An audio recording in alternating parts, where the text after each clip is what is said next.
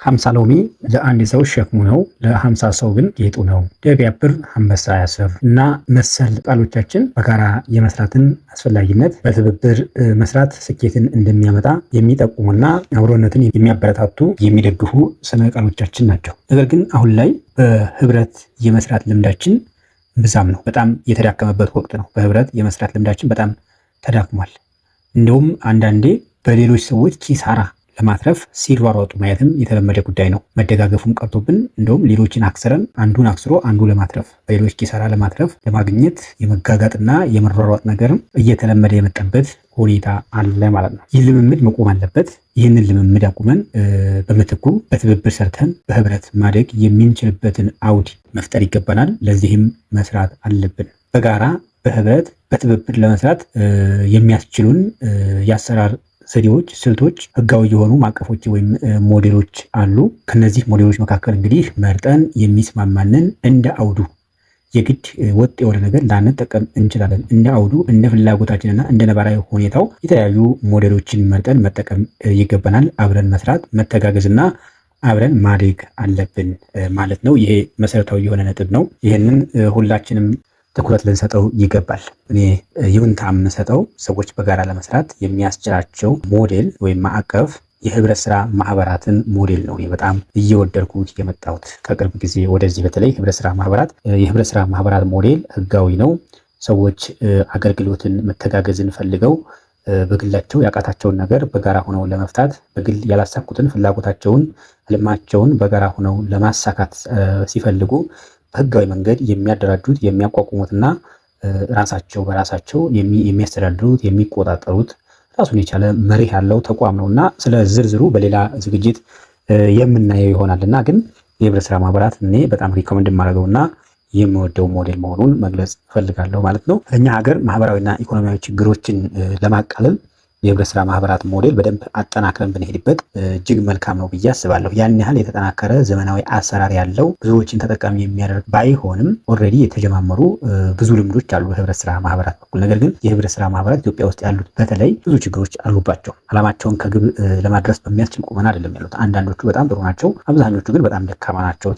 በጣም ደካማ ሆነው ነው የምናያቸው። በዛ ደረጃ ነው ሊፈረጁም የሚችሉት ማለት ነው። እንግዲህ አሰራራቸውን በደንብ ማዘመን ከተቻለ የውስጥ አሰራራቸው የቴክኖሎጂን መጠቀም ከቻሉ በተማረ የሰው ኃይል የሚመሩ ከሆነ አባላቱም በዛው ልክ የህብረት ስራ ማህበሩን ባለቤትነታቸውን አውቀው ማድረግ የሚገባቸውን ነገር ካደረጉና መጠየቅ የሚገባቸውን ነገር ደግሞ በትክክል ጠይቀው መብታቸውን ማስከበር ከቻሉ የፋይናንስ አያያዝ ስርዓታቸው እጅግ ዘመናዊ ከሆነ የህብረት ስራ ማህበራት በጣም ብዙ ችግሮችን የማቃለል አቅም ያላቸው ፕላትፎርሞች ወይም ደግሞ ተቋማት ናቸው። መንግስትንም ብዙ ሸክም ሊያቀሉለት ይችላሉ። ህብረት ስራ ማህበራት በደንብ ቢጠናከሩ ለመንግስት በጣም ብዙ ሸክምን የሚያቀሉለት ይመስለኛል፣ በእኔ መረዳትና በእኔ ግንዛቤ ማለት ነው። እኔ እንግዲህ ስለ ህብረት ስራ ማህበራት ረዘም ላለ ጊዜ ቅርበት አለ ብዬ መናገር እችላለሁኝ። በትምህርት ዝግጅትም በተወሰነ ደረጃ ኮርስ ወስጃለሁኝ፣ መጀመሪያ ዲግሪን ስማር ማለት ነው።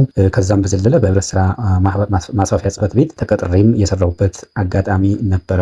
ከዛም አለፍ ብሎ በማህበር ውስጥ በኮሚቴነት በስራ አመራር ኮሚቴነትም ያገለገልኩበት ጊዜ አለ። በእነዚህ ሂደቶች ሁሉ ብዙም ያን ያህል አልተረዳኋቸውም። የህብረት ስራ ማህበራትን መሰረታዊ ኮር የሆነውን ሚኒንጉን ኮር የሆነውን ሚናውን ለመረዳት ማስተዋል አልቻልኩም ነበር። በቅርቡ ነው እነዚህን የህብረት ስራ ማህበራትን አቅም የተረዳሁት ማለት ነው። እና ከተረዳሁት በኋላ የህብረት ስራ ማህበራትን አስፈላጊነት በተለይ እንደኛ ሀገር ባሉ ሀገራት በእኛ ሀገርም ብቻም ሳይሆን ባደጉት ሀገራት ሳይቀር የህብረት ስራ ማህበራት ለኢኮኖሚው ወሳኝ ሚና የሚጫወቱ ተቋማት ናቸው እና ለእኛ ሀገር ደግሞ ይበልጥ ያስፈልጋሉ። እንደኛ ላሉ ለታዳጊ ሀገራት ማህበራዊና ኢኮኖሚያዊ እድገት በጣም ከፍተኛ ሚና የሚጫወቱና በደንብ ተንከባክበን ልንይዛቸው ልናሳድጋቸው የሚገቡ ተቋማት መሆናቸውን በደንብ ነው የተገነዘብኩትና ይህንን ከተገነዘብኩ በኋላ ያው እንግዲህ ዝም ብዬ ቁጭ አላልኩም።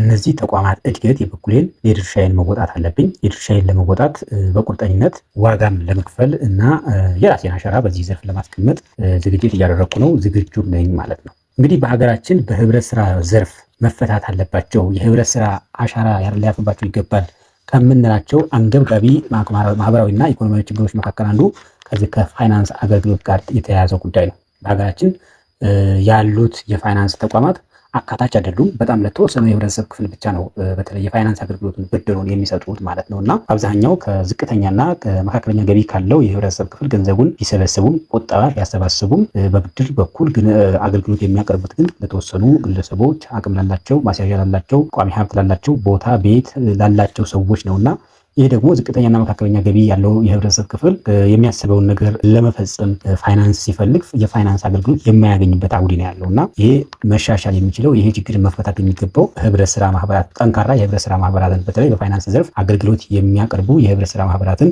ማደራጀት እና ያሉትንም በደንብ ማጠናከርና የአገልግሎት አድማሳቸው የአገልግሎት ጥራታቸው የሚሰጡት የፋይናንስ ወይም የብድር መጠን እንዳድግ በማድረግ ነው ማለት። የህብረት ስራ ማህበራት ባይ ዲፎልት በባህሪያቸው የአባላቱ ወይም የማህበረሰቡ ተቋማት ስለሆኑ ብዙ የተንዛዛ አሰራር የላቸውም። ኤፊሽንት የሆነ አሰራር ነው። መንግስትም ከግብር ነፃ አድርጓቸዋል። ህብረት ስራ ማህበራት እንግዲህ የህዝብ ተቋማት ስለሆኑ ህዝቡ ተጠቃሚ ለማድረግ ነው ማለት ነው ከግብር ነፃ ያደረጋቸው። ሌሎች ማበረታቻዎች አሉት። ከፍርድ ቤት ከህግ አገልግሎት አንጻር ከኢንቨስትመንት አንጻር መንግስት የሰጣቸው ቅድሚያ እንዲያገኙ ያደረገበት የፖሊሲ አቅጣጫ የህግ አቅጣጫ አለና ያ ነገርም እነሱም ተጠቃሚ ያደርጋቸዋል። ህብረተሰቡም ተጠቃሚ እንዲሆን ያደርጋሉ ማለት ነው። እንግዲህ ይህንን የፋይናንስ ችግር የፋይናንስ አገልግሎት ችግር ለማስወገድ ችግሩ እንደተጠበቀ ሆኖ ሌላ እንደገና አሁን ከፋይናንስ ጋር ተያይዞ የፋይናንስ ግንዛቤ እጥረት አለብን እኛ ሀገር ላይ። አብዛኛው ማህበረሰብ ፋይናንሻል ሊትሬሲ ወይም ደግሞ የገንዘብ አያያዝ የገንዘብ አጠቃቀም እውቀትና ግንዛቤ የምንለው ነገር በጣም ደካማ ነው። ስለዚህ ግንዛቤው ማደግ አለበት ማለት ነው። ስለዚህ አገልግሎት እጥረት አንድ ነገር ነው። የማህበረሰቡ ግንዛቤ አለመኖር ሌላ ጉዳይ ነው ማለት ነው። የፋይናንስ ህብረት ስራ ማህበራት ወይም የገንዘብ ቁጠባና ብድር ህብረት ስራ ማህበራት እነዚህ ሁለቱን ችግሮች አንደኛ የገንዘብ አቅርቦት የፋይናንስ አቅርቦት እንዲኖር የቁጠባ ባህል እንዲዳብርና የአባላቱ የፋይናንስ እውቀት የገንዘብ ግንዛቤ እንዳድግ የሚሰሩ ተቋማት በመሆናቸው ይህን ችግር በአግባቡ ተረድቶ ለዚህ ችግር መፍትሄ ለማምጣት ጠንክሮ የሚሰራ የገንዘብ ቁጠባና ብድር ህብረት ስራ ማህበር መቋቋም አለበት ማለት ነው። ይህንን መፍታት የምንችለው በዚህ መንገድ ነው። እስካሁን ያሉ አንዳንድ በጣት የሚቆጠሩ ናቸው። ሁሉም አይደሉም። በጣት የሚቆጠሩ የተወሰኑ ማህበራት በተለይ በሀገራችን ዋና ከተማ በመዲናችን በአዲስ አበባ እና እንዲሁም አልፎ አልፎ ባሉ ትልልቅ ከተሞች ላይ የሚንቀሳቀሱ የገንዘብ ቁጠባና ብድር ህብረት ስራ ማህበራት በአባላት በከተማ ነዋሪው ህይወት ላይ ከፍተኛ የሆነ እምርታ ወይም አመርቂ የሆነ ውጤት ሲያስመዘግቡ ኑሯቸውን ሲያሻሽሉላቸው ሀብት እንዳፈሩ ገንዘብ እንዳፈሩ ሲያስችሏቸው ተመልክተናል። በዚህ በጣም ጥሩ ውጤት ያመጡ ተቋማት እንዳሉ ሆኖ ነገር ግን ከችግሩ ስፋት አንጻር አብዛኛው ማህበረሰባችን በእነዚህ ማህበራት ያልታቀፈ ከመሆኑ አንጻር የታቀፈም ቢሆን አቅማቸው ደካማ ደቃቃ ከመሆኑ የተነሳ በጣም አነስተኛ የሆነ የፋይናንስ አቅርቦት ነው እንጂ የሚያደርጉት ከፍ ያሉ እንደ ቤት መኪና ያሉ ቋሚ ሀብትን ለማፍራት የሚያስችል የፋይናንስ አገልግሎት የሚያቀርቡ ተቋማት በብዛት ስለሌሉ ገና የብዙዎችን ጥረት የብዙዎችን ርብርብና ትብብር የሚጠይቅ ዘርፍ ነው። ይህንን በፋይናንስ ዘርፍ ያለውን ችግር መቅረፉ ወይም ማስወገዱ ማለት ነው። ስለሆነም ይህንን ችግር በመፍታት ረገድ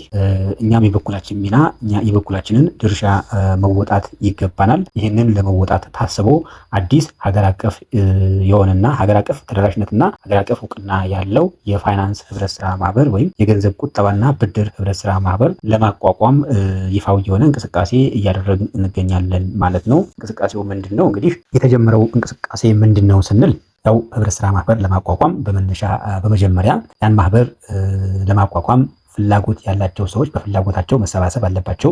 እነዚህ ሰዎች ከተሰባሰቡ በኋላ እንግዲህ የመደራጀት ጥያቄውን ወይም የእንደራጅ ጥያቄውን የሚመለከተው መስሪያ ቤት ማቅረብ ይገባል ማለት ነው። ያው ይህንን በአካል በህብረት ስራ ኮሚሽን ቀርበን ያገኘነው መረጃ ነው አሁን እያጋራናችሁ ያለነው። በፌዴራል ደረጃ እውቅና ለማግኘት እና በሀገር አቀፍ ደረጃ ኦፕሬት ለማድረግ የሚቋቋሙ ማህበራት ቢያንስ መስራች አባላቱ 500 መሆን አለበት ማለት ነው። 500 መስራች አባላትን ይዞ ነው መነሳት ያለበትና እነዚህን 500 መስራች አባላት እስካሁን አላሟላንም። 500 ሰዎችን ለማሟላት እንግዲህ አባላትን እየመዘገብን እንገኛለን ማለት ነው።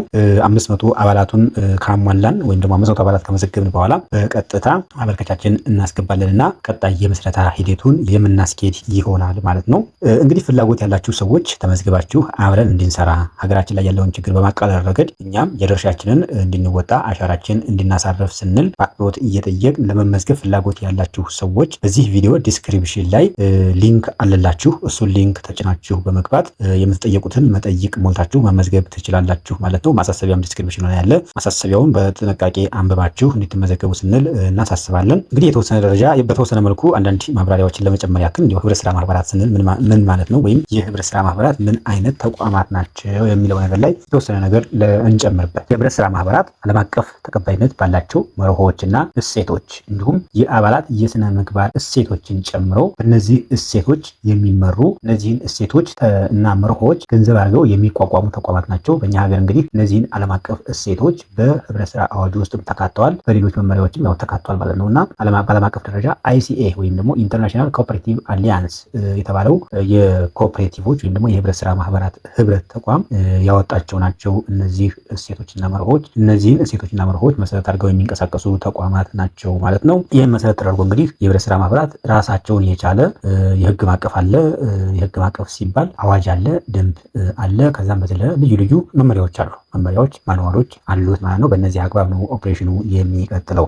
ይህ እንደተጠበቀ ሆኖ ያው የህብረት ስራ ማህበራት ራሳቸውን በራሳቸው የሚያስተዳድሩ ተቋማት ናቸው። ማንኛውም አካል በህብረት ስራ ማህበራት የውስጥ አሰራርና ውሳኔ አሰጣጥ ወዘተ ጣልቃ ሊገባ አይችልም ማለት ነው። ራሳቸውን በራሳቸው የሚያስተዳድሩ አውቶኖሚየስ ተቋማት ናቸው የህብረት ስራ ማህበራት ማለት ነው። እንግዲህ ክቡራንና ክቡራት ቤተሰቦች ለዛሬው ያዘጋጀነው ዝግጅት ይህን ይመስል ነበር። በቀጣይ በሌላ ዝግጅት እስከምንገናኝ ድረስ ሁላችሁም ያላችሁበት ተሰንብቱ።